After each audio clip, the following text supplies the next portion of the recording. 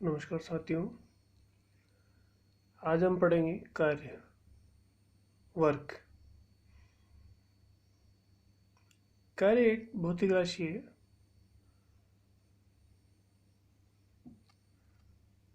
कार्य यानी किसी वस्तु को धक्का देना या खींचना बल कहलाता है। यानी किसी वस्तु को अपने स्थान से दूसरे स्थान तक परिवर्तित करने के लिए हमें बल की आवश्यकता होती है। बल ऐसा कारक है जो स्थिर वस्तु को गतिमान कर सकता है, गतिमान वस्तु को स्थिर कर सकता है अथवा गतिशील वस्तु की दिशा में परिवर्तन कर सकता है।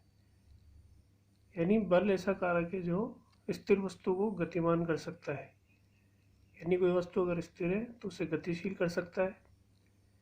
गतिमान वस्तु है, कोई वस्तु गति कर रही है तो वह उसको स्थिर कर सकता है अथवा गतिशील वस्तु की दिशा में परिवर्तन कर सकता है।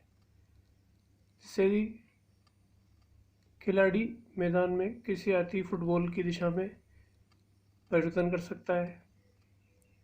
यदि कोई वस्तु गति कर रही है तो उसको रोक सकता है या रुकी हुई वस्तु को गतिशील कर सकता है। जब किसी वस्तु पर बल लगाया जाता है यानी बल आरोपित किया जाता है तो बल द्वारा वस्तु पर कार्य संपन्न होता है। यानी जब किसी वस्तु पर बल लगाया जाता है तो या तो वस्तु अपने स्थान से दूसरे स्थान तक जाती है अथवा नहीं जाती है, लेकिन उस पर बल लगाने के कारण कुछ कार्य संपन्न होता है। वस्तु पर कार्य तभी संपन्न कराया जा सकता है या माना जाएगा जबकि वस्तु पर बल की दिशा में विस्थापन हो। विस्थापन का मतलब है कि वस्तु अपने एक स्थान से दूसरे स्थान तक विस्थापित होती है। कार्य भौतिकी में एक सबसे महत्वपूर्ण राशियों में से एक है। इसे W द्वारा प्रदर्शित किया जाता है। यहाँ पर चित्र में हम देख सकते हैं कि M द्रव्यमान का एक वस्तु है। ये क्षैतिज में रखी हुई है। इस पर F बल लगाया जाता है क्षैतिज की दिशा में, horizontal. Mass of the body is M and F is the applied force. जब इसे F पर लगाया जाता है तो M द्रव्यमान की वस्तु A स्थिति से B स्थिति तक आती है। यानी बाह्य बल F आरोपित करने के कारण वस्तु A से लेकर B तक विस्थापित होती है यानी सरकती है। तो इसमें विस्थापन हो गया X, आरोपित बल हो गया F, वस्तु का द्रव्यमान है M। इस वस्तु पर बल F लगाया गया और माना उसमें X विस्थापन उत्पन्न हुआ। विस्थापन का मतलब अंतिम स्थिति और प्रारंभिक स्थिति के मध्य की सीधी दूरी विस्थापन कहलाती है। अर्थात वस्तु की प्रारंभिक एवं अंतिम स्थिति के मध्य की परिवर्तन अगर X है तो वस्तु पर बल द्वारा किया गया कार्य W बराबर, कार्य का सूत्र होता है कार्य W बराबर बल F गुणा बल की दिशा में उत्पन्न विस्थापन X। यानी हम सूत्र के रूप में इसको लिख सकते हैं W बराबर F इंटू X। ये कार्य का सूत्र होता है। बल का मात्रक ज्ञात करने के लिए अब कोई भौतिक राशि होती है उसका मात्रक ज्ञात करना जरूरी होता है, उसकी विभव भी ज्ञात करना जरूरी होती है। तो बल का मात्रक ज्ञात करने के लिए बल एवं विस्थापन का मात्रक हमें ज्ञात होना चाहिए। तो हम जानते हैं कि बल F बराबर M इंटू A।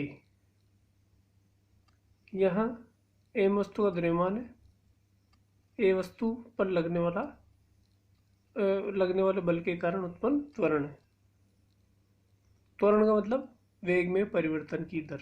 जैसे जैसे वेग बढ़ता जाएगा उसमें त्वरण उत्पन्न होता जाएगा, समय के साथ वेग में परिवर्तन। यहाँ पर द्रव्यमान का मात्रक किलोग्राम है, त्वरण का मात्रक मीटर बटा सेकंड का स्क्वायर है। अतः कार्य का मात्रक जो सूत्र में दिया गया, कार्य W बराबर F इंटू X, बल गुणा विस्थापन। बल का मात्रक हो गया किलोग्राम इंटू मीटर बटा सेकंड स्क्वायर। ये बल का मात्रक होता है। विस्थापन यानी दूरी एक तरह से, उसका मात्रक मीटर होता है। तो संपूर्ण मात्रक को हम लिखते हैं किलोग्राम इंटू मीटर स्क्वायर बटा सेकंड का स्क्वायर। ये जो समीकरण नंबर 1 है, ये कार्य के मीटर किलोग्राम सेकंड पद्धति में विस्थापन जो मीटर किलोग्राम सेकंड है उसमें मात्रक को बताती है। इसे एसआई रूप में, international system of unit, SI रूप में जूल द्वारा प्रदर्शित किया जाता है, लिखा जाता है। यानी किलोग्राम इंटू मीटर स्क्वायर बटा सेकंड स्क्वायर जो पूरा मात्रक है उसको हम क्या लिखते हैं, जूल। कार्य की विमा हमें ज्ञात करनी है तो हमें बल और विस्थापन की विमा ज्ञात होनी चाहिए। बल की विमा होती है m1 l1 t-2। इसी तरह से विस्थापन की विमा होती है l1। तो कार्य की विमा हो जाएगी हमारे पास m1 l2 t-2। हम उदाहरण के लिए लेते हैं, देखिए यदि एक वस्तु पर 50 न्यूटन बल क्षैतिज रूप में लगाया जाता है और उसमें 2.0 मीटर विस्थापन उत्पन्न होता है, तो बल द्वारा वस्तु पर किए गए कार्य की गणना कीजिए। If you apply 50 Newton force horizontally on a body, if there is a displacement of 2.0 meter in that, then find out the work done by the applied force। देखिए यहाँ पे क्या दे रखा हमें, बल F बराबर 50 न्यूटन, विस्थापन x बराबर 2 मीटर।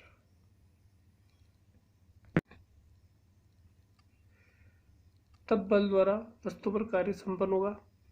W बराबर कार्य W बराबर बल गुणा विस्थापन F इंटू एक्स। बल का मान है हमारे पास 50 न्यूटन, विस्थापन का मात्रक है 2 मीटर। तो कार्य बराबर 100, 50 2 100 किलोग्राम इंटू मीटर स्क्वायर बटा सेकंड स्क्वायर। इस पूरे मात्रक को हम किस तरह लिख सकते हैं, जूल के रूप में। यानी दिए गए जो प्रश्न है हमें उसमें अगर बल द्वारा कार्य गणना करनी तो हमारे को 100 जूल प्राप्त हुआ है। कार्य कई प्रकार के होते हैं, धनात्मक कार्य, ऋणात्मक कार्य, शून्य कार्य। पहले हम देखते हैं धनात्मक कार्य।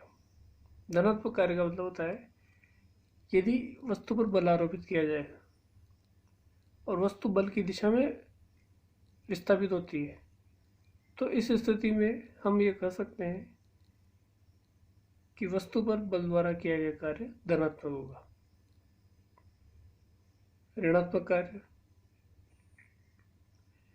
यदि वस्तु पर बल लगाया जाए, यानी वस्तु पर लगने वाला बल और वस्तु में उत्पन्न होने वाले जो विस्थापन है उन दोनों की दिशा अगर विपरीत है, तो इस कंडीशन में हम कार्य को कहते हैं अपन ऋणात्मक कार्य। जैसे अगर किसी वस्तु को पृथ्वी धरातल से ऊपर की ओर ले जाया जाए तो वह गुरुत्वाकर्षण बल के प्रभाव में ऋणात्मक कार्य संपन्न करेगी। यानी गुरुत्वाकर्षण बल का जो दिशा है वह पृथ्वी की ओर होगी, लेकिन वस्तु में उस विस्थापन पृथ्वी से ऊपर की ओर हो रहा है। ये कंडीशन हमारे लिए होगी नेगेटिव वर्क, ऋणात्मक कार्य। शून्य कार्य, शून्य कार्य का अर्थ होता है कि यदि कोई वस्तु अपनी प्रारंभिक स्थिति से विस्थापित होकर विभिन्न दिशाओं में विभिन्न स्थितियों में जाकर पुनः वापस अपनी पूर्व स्थिति में आ जाती है, तो इस स्थिति में क्या होता है, वस्तु में उत्पन्न टोटल विस्थापन, total displacement is 0। Then we can say that the total work done is 0।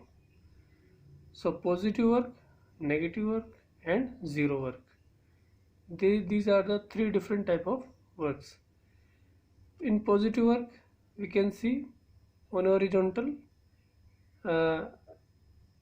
there is a body of mass m which is situated on a point. If we apply F force on that body, then body is displaced from A point to B point. The displacement should be x, that is the initial and final position, distance between initial and final position.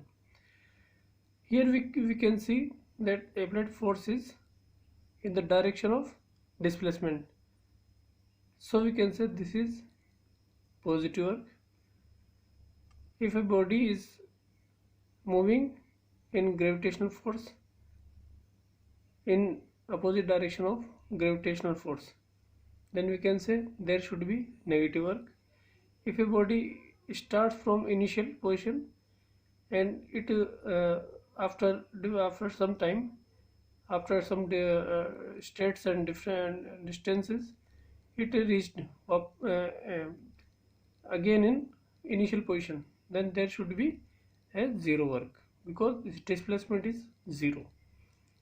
So in this way we can find out the work.